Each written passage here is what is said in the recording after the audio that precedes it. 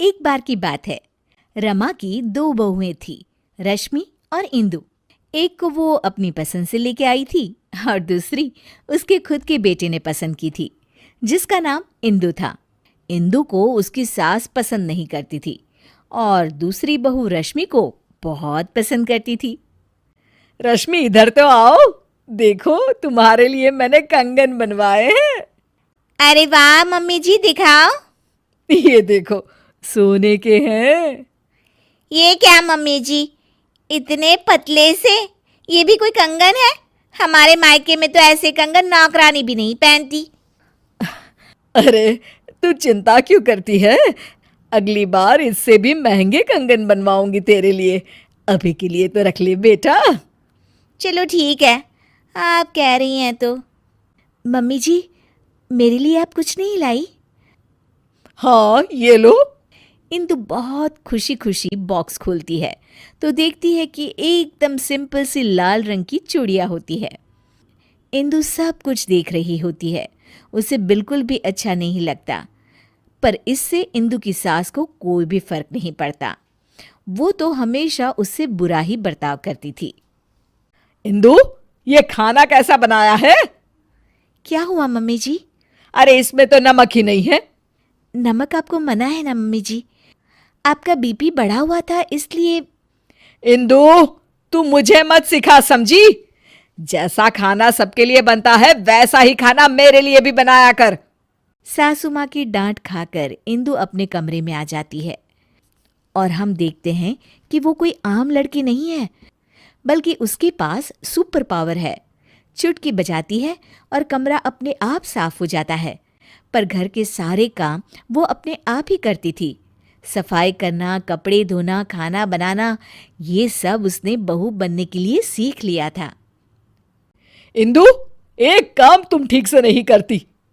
अरे, मैंने तुमसे कहा था कि पीली साड़ी प्रेस करके रखना और तुमने लाल वाली कर दी। सॉरी मम्मी जी, घर में इतना सारा काम होता है, मुझसे गलती हो गई। कितना काम होता है सब दिखता है मुझे। तो फिर आपको ये क्यों नहीं दिखता कि रश्मि दीदी तो कोई भी काम नहीं करती? उससे तुम अपनी बराबरी मत करो, समझी? क्यों मम्मी जी, मैंने ऐसा क्या किया है जो आप मेरे साथ ऐसा बर्ताव करती हैं? तुम उसकी जगह कभी नहीं ले सकती। उसे मैं पसंद करके लाई थी और तुम।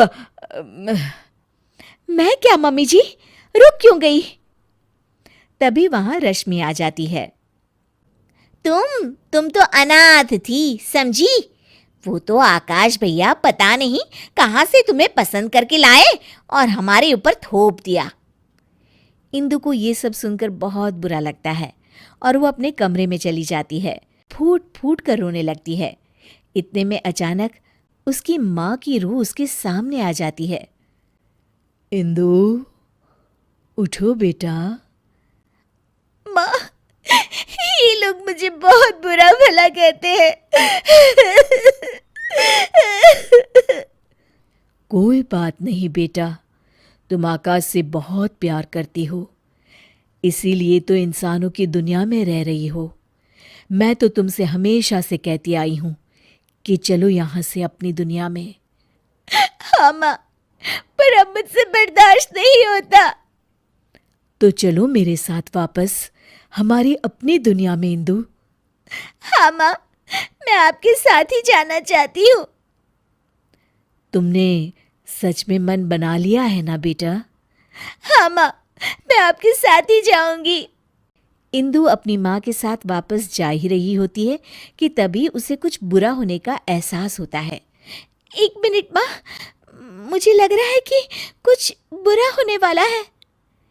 इंदु भागते भागते बाहर आती है तो देखती है कि सासू माँ सीढ़ियों से उतर रही होती है और उनका पैर फिसलने ही वाला होता है। तभी इंदु बहुत तेज भागती है और आके सासू माँ को बचा लेती है, पर इसमें इंदु को चोट लग जाती है। मम्मी जी, आप ठीक तो है ना? आपको चोट तो नहीं आई मम्मी जी? इंदु की ये बात सुनकर सासू माँ को एहसास होता है कि इंदु कितनी अच्छी है और उनका कितना ख्याल रखती है। खुद जख्मी होते हुए भी वो सास की परवाह कर रही है। बेटा, चोट तो तुझे आ गई और तू अभी भी मेरी परवाह कर रही है। थैंक यू बेटा, थैंक यू। अगर तू न होती तो न जाने क्या होता।